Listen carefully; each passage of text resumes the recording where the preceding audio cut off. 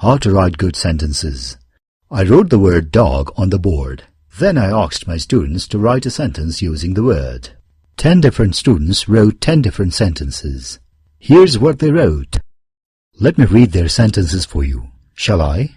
But as I read out each sentence, I want you to give it a score on a scale of 1 to 5. 5 points for a very good sentence, 1 point for a poor sentence, and such like. Are you ready? Here we go. Student A wrote, a good dog. Okay. Student B wrote, a dog running. Student C wrote, a dog is running. Student D, I have a dog. Student E, I saw a dog yesterday. Student F, a dog barks. Student G, my dog likes to eat bones. What did student H write? My cute little dog barks loudly at night. Student I wrote, my beautiful dog wags her long brown tail gently at us, but she barks fiercely at the unsuspecting strangers. Finally, student J, here's what she wrote. Although my sweet old dog cannot see very well, he can recognize you easily with his remarkable sense of smell. So, you gave them all a score, didn't you? Who got the highest score? Now, what score did I give each of them? Would you like to see? Here it is. Student A and B didn't get a score at all. Why is that? It's because they didn't write a sentence. They just wrote some words. Let me explain. A good dog. This is not a sentence. Why not? Because it doesn't give a complete idea. A good dog what? We don't know. To get a complete idea, you need a subject and a verb. A good dog can be a subject, but where is the verb? There is no verb here. So, it's not a sentence. That's why no score at all. What about student B's sentence? A dog running. It has a verb. In fact, it has a subject and a verb. A dog, subject, running, verb. So why is it not a sentence? Come on, think about it. It's not a sentence because it doesn't have a finite verb. A sentence must have a finite verb. Well, now what's a finite verb? No worries, I'll explain. It's very simple. Look at this sentence carefully. Is this sentence talking about the present, past, or the future? We don't know. A dog is running. This is present. A dog was running. This is past. A dog will be running. This is future. But a dog running. We don't know whether this is past, present, or future. The verbs is, was, and will be helped us know the tense. These are finite verbs. The verb running didn't change when the tense changed. It's a non-finite verb. A dog runs. Here, runs tells us that it is present tense, so it is a finite verb. A dog ran. Here, ran tells us that it is past tense, so it is a finite verb. A dog can run. A dog could run. In these two sentences, can and could show the tense. They are finite verbs. The verb run remains the same even when you change the tense, so it is a non-finite verb. Similarly, I have eaten and I had eaten. Have and had change with the tense. They are finite verbs. Eaten is non-finite. It doesn't change with the tense. So now, back to student B's sentence. A dog running. It's not a sentence at all because it doesn't have a finite verb. So how can we change a dog running into a proper sentence? Of course, you can add a finite verb to it, like so. A dog is running. A dog was running. A dog will be running. A dog has been running. Moving on, let's see student C's sentence. A dog is running. I give this sentence a score of 1 out of 5. But this sentence is correct. It has a finite verb. It has a subject. So why only 1 point? The sentence is correct, but for the punctuation. A sentence must end with a correct punctuation mark, which is missing here. There should be a full stop at the end, shouldn't there? Now it's correct. Students D and E get 2 points each. I have a dog, 2 points. I saw a dog yesterday, 2 points.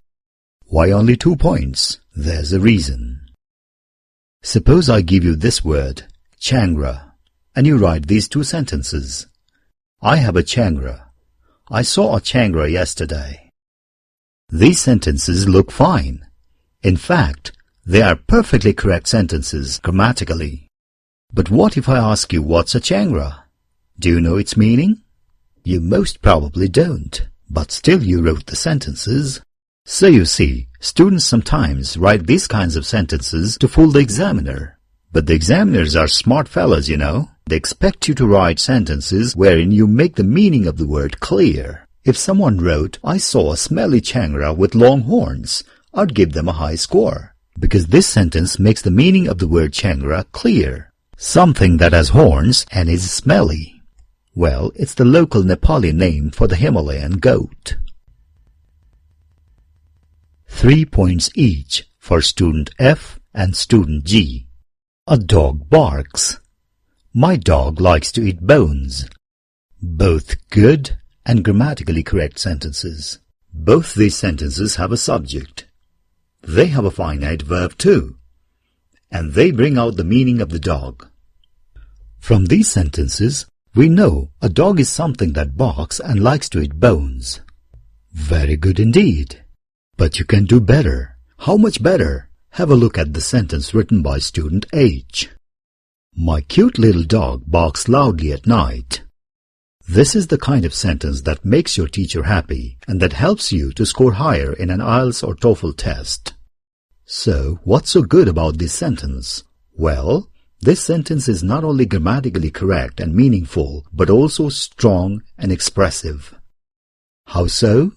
By the use of adjectives and adverbs. Look, my dog barks. This is a plain and simple sentence. You can modify the noun dog by adding adjectives. Instead of saying my dog, you say my cute little dog. Cute and little are adjectives that describe the dog. Similarly, you can modify the verb barks by adding adverbs. Instead of saying barks, you say barks loudly at night. Barks how? Loudly. Barks when? At night. Loudly and at night are adverbs. So, what score do I give student H? 4 out of 5. Now I suppose you are eager to know what score I give my students I and J. Well, I give them 5 out of 5. Just look at their sentences. Aren't they fantastic?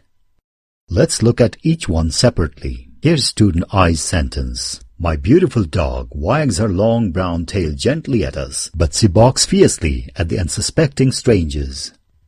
This sentence has all the ingredients of a great sentence. It gives a complete idea.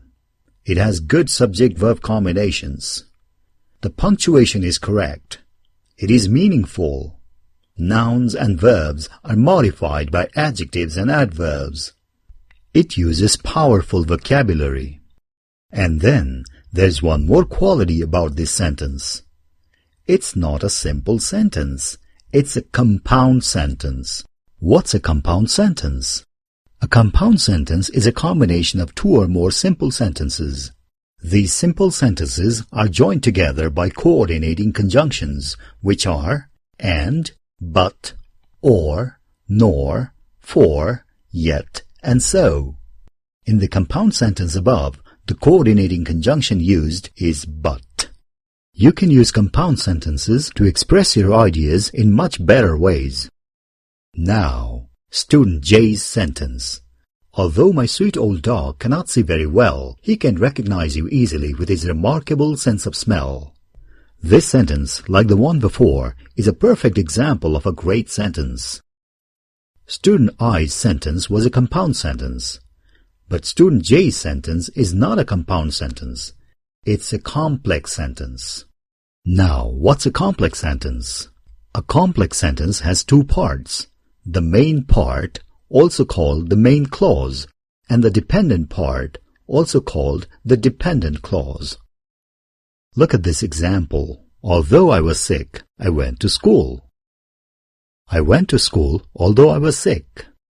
The main clause is in red, and the dependent clause is in blue. And look at the underlined word. It's called a subordinating conjunction. Well, we have another video where we explain compound and complex sentences along with coordinating and subordinating conjunctions. Be sure to subscribe to our channel so you don't miss it. And for your information, if you're ever going to take an IELTS or PTE test, you're expected to write pretty good complex sentences for a high band score. Let's recapitulate now. A sentence must give you a complete idea. You need a subject and at least one finite verb to make a sentence. A sentence must end in a full stop or period, a question mark, or an exclamation mark. Sentences must be meaningful. Remember, I have a dog is not very meaningful. I have a cute dog with a bushy tail is meaningful. It gives a good idea of what a dog is. Use adjectives and adverbs to add details to the nouns and verbs. Use all three kinds of sentences in your writing: simple, compound, and complex. Use expressive vocabulary. For example, look at the underlined words in these sentences. Strangers is used instead of unknown people. Fiercely shows the reaction of the dog in a better way than angrily. Remarkable expresses the idea better than by just saying great or very good. Now, like and share this video, subscribe to this channel, and then there's homework for you today. Write a sentence using the word rose. I'd like to see your sentence in the comment below. Thanks, and have a good day.